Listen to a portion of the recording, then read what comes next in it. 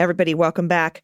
Happy today to be joined by the host of the How We Win podcast, Steve Pearson. Hello, Steve. How are you? I'm great, AG. It's so nice to see you again. It is always a pleasure to see you, my friend. And we're actually doing good stuff today. We aren't reacting to awfulness, which is why I'm very glad to have you on the show, because the How We Win podcast has a How We Win fund.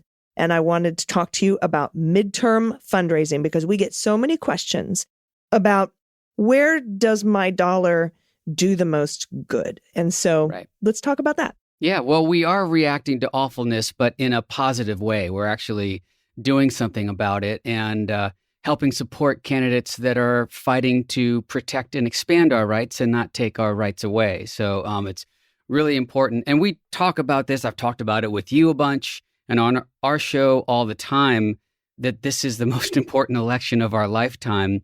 And it's not hyperbole. We're really seeing why it is. So we've got a fund. We're partnering with our good friends at Swing Left. Full disclosure, I used to work there, but that's not why we're using Swing Left.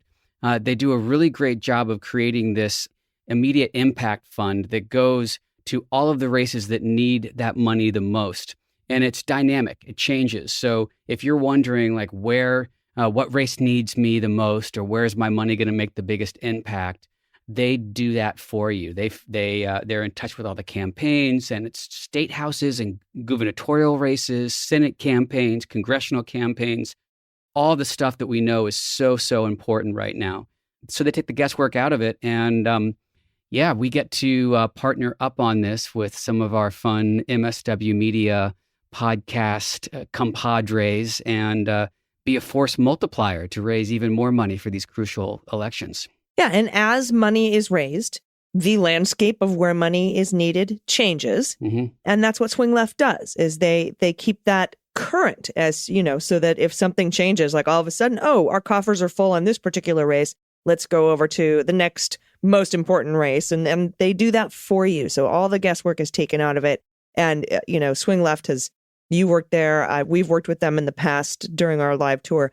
One of the most credible and amazing organizations out there that you can 100% trust what they do with your money, that they'll do the best thing for the Democrats. Because, and let's be honest, if we lose in November, we lose the Senate, we lose the House, there's no way Mitch McConnell isn't going to blow up the filibuster to ban abortions nationwide. Absolutely. For example. Yeah, and just another plug in terms of Swing Left and how you can trust all the money that you're donating goes right to the campaigns. None of it goes to Swing Left. Like a lot of organizations will take 10% off the top or something for operational stuff. They don't do that. All of this money goes directly to these races. And again, I worked with these great people. I know how brilliant they are. The political department has, really great relationships with all the campaigns. They work in concert with local organizations on the ground, not just the DNC. Yes, they work with the DNC. They work with the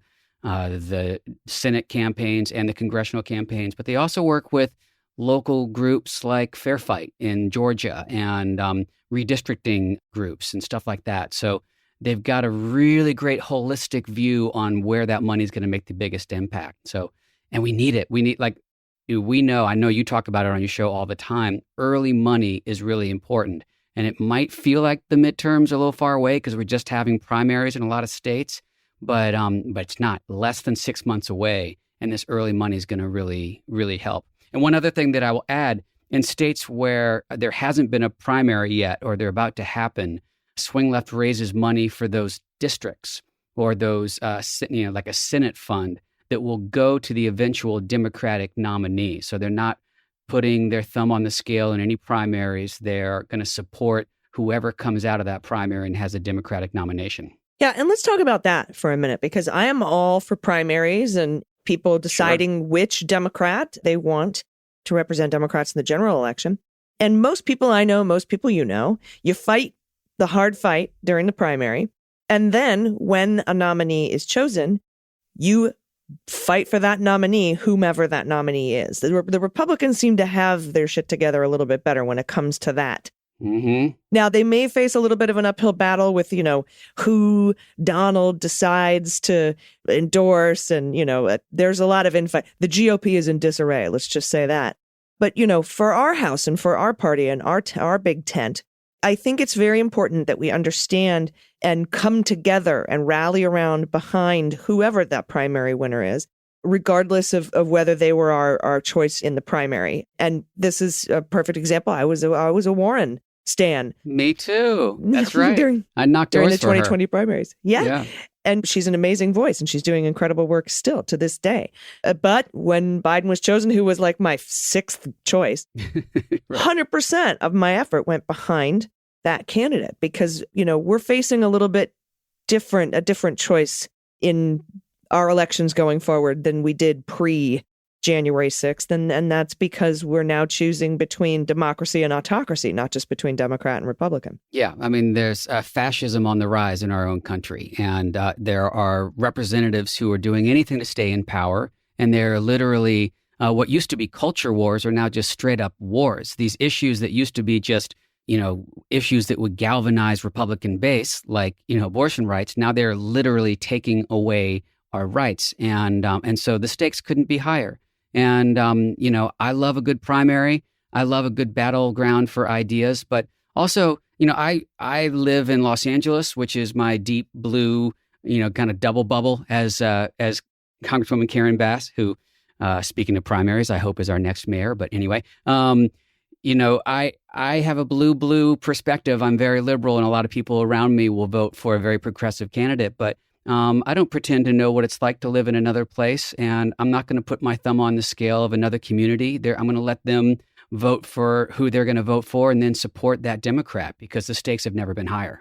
Yeah, we might run into a situation in the future sometime where the Democratic nominee is like Joe Manchin or a Joe Manchin-esque character. Well, that's troublesome. Yeah, that's it is very troublesome. But if that's who wins the primary and you have to choose between a Joe Manchin and a Republican. And a J.D. Vance or whatever. Yeah, exactly. Now, one other thing I just wanted to talk about really quick is democracy is hard. Something that we're going to come up against is apathy and exhaustion because democracy is hard. And there's a reason that people want to make it seem harder than it is. And that's because that's what the slow creep of autocracy is, right? Democracy is slow and the gridlock in Washington is terrible and everything takes so long. And I only got $10,000 in student debt relief and not 50. Mm-hmm. And things are so hard to get passed in our Congress.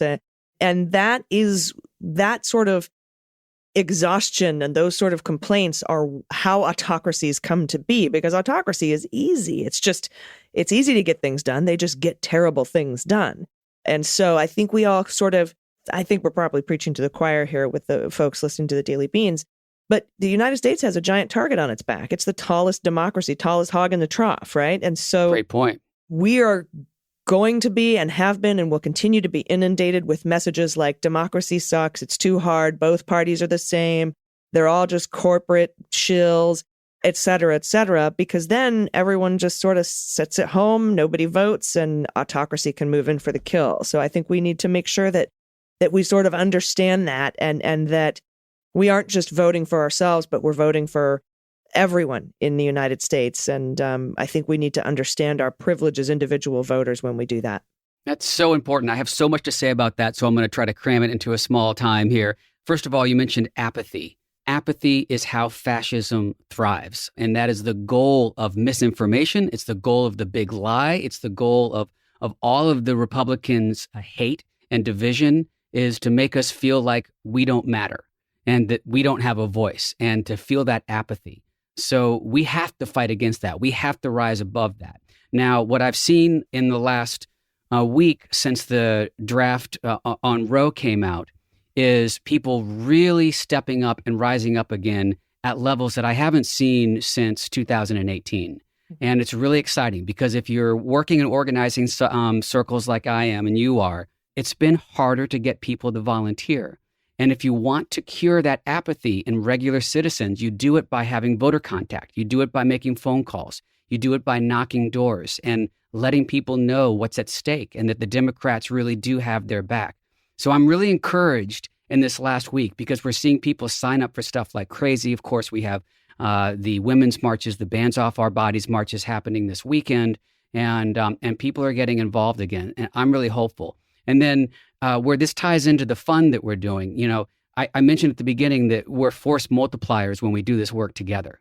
So it's great to donate. It's great to go out and vote. It's more powerful if you can get other people to come vote with you. And it's more powerful if you can create your own little donation circle, do your own fundraiser even. You can do it as a party. You can do it with your friends and family. You can take the How We Win fund and start raising on your own with that too. Because when we do that, when we bring 5 people to the polls with us instead of just ourselves, that's really how we win. We win by getting everyone around us involved. And I'm encouraged. I really am. It's a scary, dark time, but we've seen some good polls on the midterms lately. We've seen the tide changing on Republican-Democrat favorability on the generic ballot, and we're seeing people really understand the gravity of this moment and what's at stake. Mm-hmm. And it is not too late. It is not too late. I've heard a lot of people say that. It's too late. The Supreme Court justices are already in there. It's just too late. It is not. If we can get net enough seats in the Senate over the next couple of elections, things take time. Democracy takes time. Autocracy is fast. To the contrary. We can net some more seats. We can get rid of the filibuster for hopefully at least voting rights, codifying Roe, perhaps even adding some justices to the Supreme Court. But if we don't vote, it will be. It will be. It's not too late. We are just getting started, actually. Yes, we are just in power. We need to solidify our power, increase those majorities, and then we can do all the great things that we really want to do. Yes, nothing will be done in one election cycle. Please keep that in mind. This is a long game. The Republicans have played a long game for 40 years, 50 years, and now we need to start thinking in long term. Damn them. Not so instant gratifications. I call them the Instagrats. We got to think further into our future and the future of this country. Thank you so much. Tell everyone where they can find the How We Win Fund and where they can sign up to volunteer, postcard, phone bank, text bank, all that. Well, I recommend Swing Left for all that stuff. That's the easiest place to go to sign up to volunteer and find a group. For our fund, it's swingleft.org/fundraise/howwewin. And let me do that again. swingleft.org/fundraise/howwewin. Awesome. Thank you, Steve Pearson. Everybody check out the How We Win podcast. It's available wherever you get your podcasts. And I appreciate your time today, Steve.